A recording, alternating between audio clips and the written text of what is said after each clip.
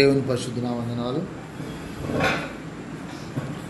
ఈ సాయంకాల సమయంలో పరిశుద్ధులుగా ఈ విధంగా మనం కూడుకోవటము దేవుని యొక్క ఉచితమైన కృప, ఆయన అనంతమైన ప్రయాసమైనందుకు దేవునికి స్తోత్రం. హల్లెలూయా.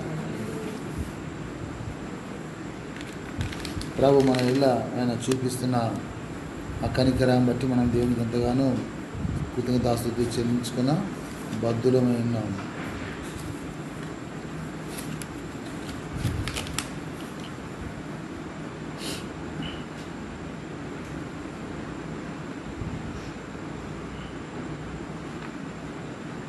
ఆయన సన్నిధిలో మనము ఎలా ఉండాలమ్మా? నిందారహితులుగా ఉండాలంటే సన్నిధిలో మనము నడుచుకుంటూ ఉండాలి కదా. ఆయన సర్వశక్తిమంతులని దేవుడు చెప్పిట్టున్నాడు. కాబట్టి ఆయన శక్తిని ఆశ్రయించిన వారంగా, శక్తి ఎలా వచ్చింది? ఇప్పుడు 7 ఆత్మను ఆశ్రయించడం వల్ల ఆ శక్తిని మనం పొందుకోగలుగుతాం.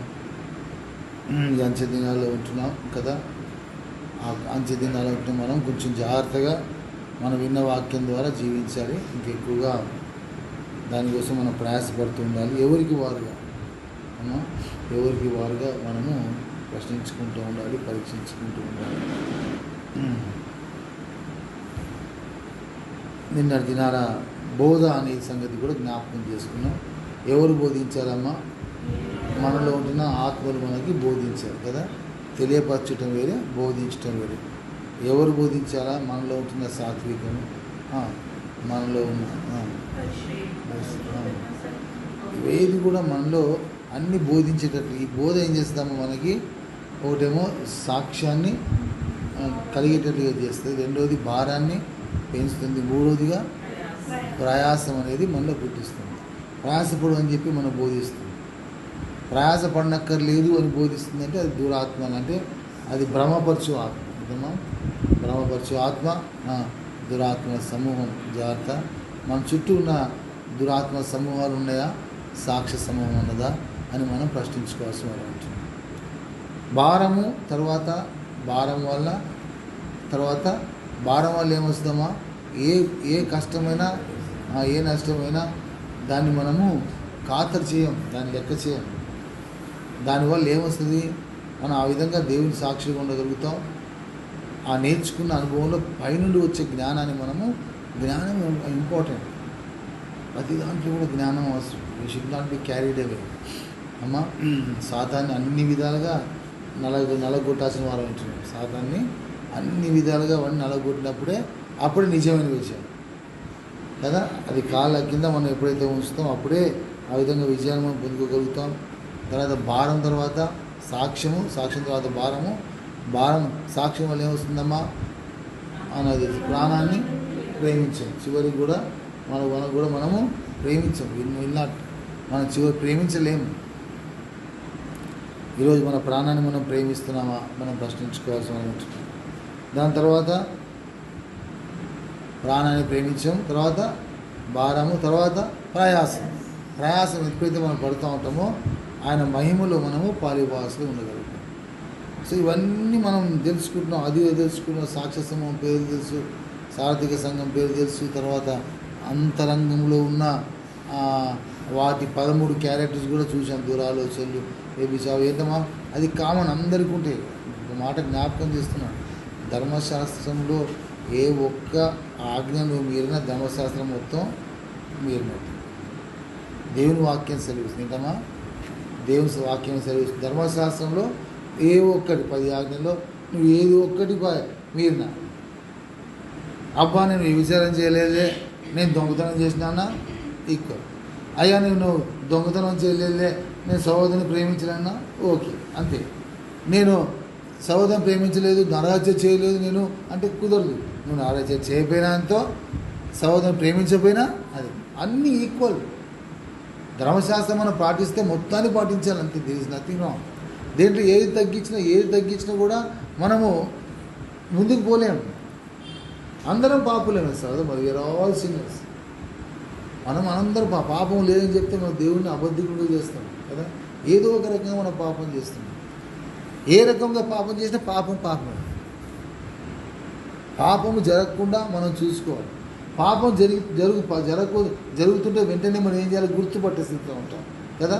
కొందరేమో చేసేటప్పుడు గుర్తుపడతారు, కొందరేమో చేయక ముందు కొన్నేమో వెనకాల వస్తూ ఉంటాయి, అంతే కదా. రకరకాలు ఉన్నాయి. ఆ గురించి జ్ఞానం కలిగి ఉండాలి మనం. ఆ విధంగా ఎప్పుడైతే మనం జీవిస్తూ ఉంటామో అప్పుడు మనము ఈ దురాత్మల సమూహం అనేది మన చుట్టూ ఆవరించింది. బాగా టైర్డ్ అయిపోయారు మీ ఇద్దరు, మంచిగా వినండి దయచేసి అమ్మా. సిగ్గు మొట్టమొదటి ఏంటమ్మా, మొట్టమొదటి ఏంటి, సిగ్గు దురాత్మ సమూహంలో మొట్టమొదటిది. ఏదమ్మా దురాత్మ సమూహం ఏది ఆవరిస్తుంది? ఇప్పుడు సిగ్గు మనల్ని ఆవరిస్తుంది. సిగ్గు సామాన్య సిగ్గు ఏమవుతుందమ్మా, సిగ్గు కుంగదీస్తూ ఉంటుంది, అదేదో టచ్ చేసిపోయేది కాదు. అందరు పనులకు పోయి టైర్డ్ అయిపోతున్నారు. కొంతమంది హాయిగా ఒకరు చాలా మంచిగా కనబడారు ఫ్రెష్గా. ఇప్పుడు అందరూ పనులకు పోయి ఒక్కరు చాలా ఒక మధ్యాహ్నం పండుకొని సాయంత్రం ప్రిపేర్ కానీ అమ్మా ఏంటమ్మా చాలా ఇంపార్టెంట్. ఎందుకంటే మీరు డల్గా నేను చెప్పలేను, నా నోట్లో మాట పెగలదు. నన్ను ఎంకరేజ్ చేయాల్సిన బాధ్యత కూడా మీది ఉన్నాయి కదా. అది మనకు జ్ఞాపకం. ఇది ప్రభు సన్నిధిలో ఉన్నాం, we're in the presence of God. So జాగ్రత్త. ఒకటి ఏం చెప్తున్నా, ఇప్పుడు సిగ్గు ఏంటి, ఆవరించేది. ఇదో టచ్ చేసి బాగున్నావా అని సెకండ్ ఇచ్చిపోయేది కాదు, నమస్తే పెట్టిపోయేది కాదు, అయినా నీ బాధ్యత చెప్పి మొత్తుకొని పోయేది కాదు. ఏంటమ్మా ఫుల్గా అది ఆవరించిపోతుంది. ఈరోజు సిగ్గు మన జీవితంలో చాలాసార్లు సిగ్గుపడే సన్నివేశాలు వస్తూ ఉంటాయి, ఆవరిస్తూ ఉంటుంది. అది మనం ఆవరింప చేయకుండా ఉండాలంటే 7 ఆత్మల బోధలో మనం నిలిచి ఉండాలని దేవుని చిత్తం అవుతుంది.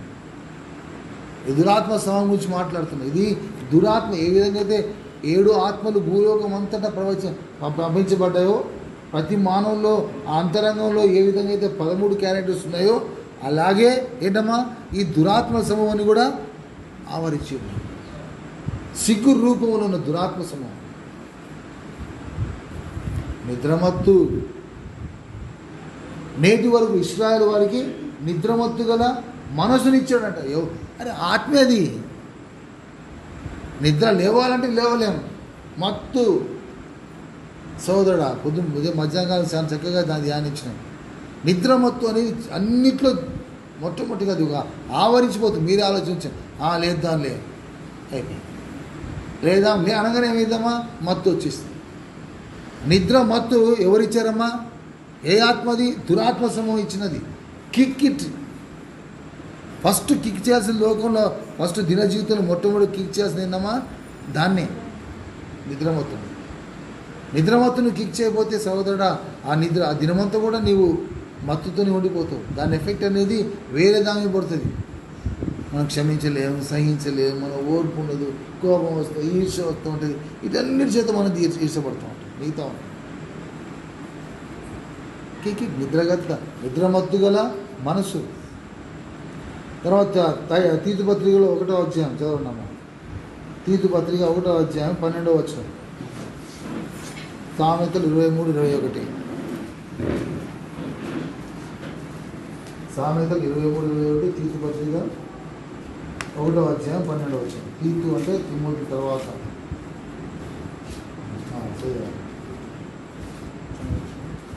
23-21. తాగుబోతులు, తిండిపోతులు, దరిద్రులు, నిద్రమత్తు, చింపిరి గుడ్డలు ధరించుటకు కారణం. ఇప్పుడు పాత నిబంధనలు రాశారు కదా. సరే మళ్ళీ ఇక్కడ వస్తే కూడా తీతు పత్రిక, తిమోతి, తీతుగా, తెస్సలోనిక 1వ అధ్యాయం 12వ వచనం. వారిలో ఒకడు అనగా వారి సొంత ప్రవక్తల్లో ఒకడంట. అంటే క్రేతీయుల గురించి మాట్లాడుతూ, క్రేతీయులు ఎల్లప్పుడూ అబద్ధికులు, దుష్ట మృగములు, సోమరులను. చూడు చక్కటి స్టేట్మెంట్ ఉందమ్మా. ఎటువంటి స్టేట్ ఉందమ్మా? వాళ్ళు ఎవరమ్మా? అబద్ధమాడువారు, దుష్ట మృగాలు, సోమరిపోతులు, తిండిపోతులు. ఇది ఏందమ్మా? దేనికి సంబంధించింది అది? సోమరితనం కానీ, దుష్టత్వం కానీ, ఇవన్నీ దురాత్మల సమూహానికి సంబంధించినవి. అబద్ధము, ఫస్ట్ అబద్ధం ఉంది. ఫస్ట్ ఏంటమ్మా?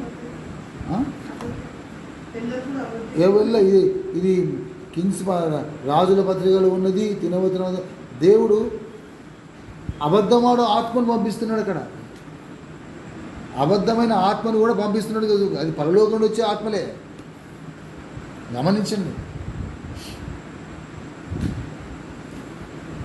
మరి దాన్ని కవర్ చేద్దానికి దేవుడు మనకి ఏం పెట్టాడు? ఇక్కడ 7 ఆత్మలు అనుగ్రహించుతున్నాడు, ఆయన రక్షణ అనుగ్రహించుతున్నాడు. లేకపోతే అవి మనల్ని ఆవరించిపోతుంటే పదే పదే మనల్ని అబద్ధం ఆడిపిస్తాయి, మనల్ని తిండిపోతులుగా చేస్తాయి, సోమరిపోతులుగా చేస్తాయి. ఇవన్నీ దేవుని చేస్తుందమ్మా, దేవుని వస్తుంది. నేను సోమరిపోతుని కాదు అని అనుకుంటే కుదరదు. మిగతా చాలా ఉన్నాయి అక్కడ, ఎన్నో చెప్పినాయి ఇక్కడ. సిగ్గు కావచ్చు, నిద్రమత్తు కావచ్చు, తిండిపోతు కావచ్చు, కల్పనా కథలకు తిరిగిపోవటం, దుర్లాభాన్ని మనము అపేక్షించడం, కొండలు చెప్పటం, ఆమంతా వీళ్ళిట్లా కొండాలు వద్దాం. దేవుని నామం బట్టి జ్ఞాపకం. అది సాతాను యొక్క దురాత్మ సమూహం యొక్క ఆవరించిపోతుంది. దాని యొక్క ప్రభావం అనేది 2 నిమిషాలు ఉండదు, 3 నిమిషాలు ఉండదు, గంటలు కొట్టుకుంటూ పోతూ ఉంటుంది. లేదా ఆ పవర్ అనేది మన మీద ఉండకూడదు. అది మనం ఆవరించడానికి వీల్లేదు. ఒక విశ్వాసిని, ఒక క్రైస్తవ విశ్వాసిని ఈ అంచె దినాల్లో ఆయన శరీరక్తాల్లో పాల్గొన్న మనకి ఆవరించడం ఉండకూడదు. వస్తుంది పోద్ది, కానీ దట్ షుడ్ నాట్ ఏమన్నా ఇంతకుముందు చెప్పే birds May fly over our heads. అంటే బర్డ్స్ అనేది మన హెడ్స్ మీద, అంటే ఫ్లై ఓవర్ అవర్ హెడ్స్ అంటే మన తలల చుట్టూ తిరగవచ్చు, కానీ but should not allow the birds to build their nest on the head. కుత్త కూర్చోవడం కాదమ్మా, కూర్చుంటా ఏమన్నా ఏం చేస్తుంది? నెస్ట్ వేస్తుంది. రెట్ట కూడా కాదు ఏంటమ్మా, నెస్ట్ వేస్తుంది. నెస్ట్ అంటే ఏంటమ్మా? గూడు కట్టుకుంటుంది. అవన్నీ మనం జ్ఞాపకం చేసుకోవాలి. దేవుని వాక్యం సెలవిస్తుంది, జాగ్రత్త.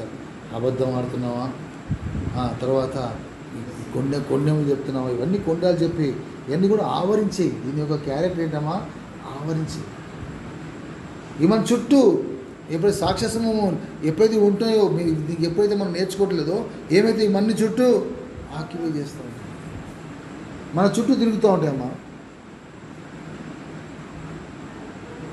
తర్వాత దేవుడు మూగదయ్యాన్ని ఎలగొట్టాడు. దేనమ్మా? మూగ దేని బట్టి వచ్చిందన్నమాట? మూగ అంటే ఏంటి? మూగ అంటే నోరు రావు అమ్మా. మూగ అంటే ఏంటమ్మా? ఏదో మాట్లాడబట్టం కాదమ్మా, అబ్బబ్బట్టం కాదు. ఏంటమ్మా? దేవుని స్తుతించలేకపోవటం మూగదు. దేవుని సదా స్తుతించలేకపోవటం. అయ్యో ఈ పరిస్థితిలో నేను దేవుని స్తుతించలేను, ఇలా ఉంటే నేను దేవుని గణపరచలేను, దేవుని పాటలను పాడలేను, ఆత్మతో ఆయన స్తుతించలేను.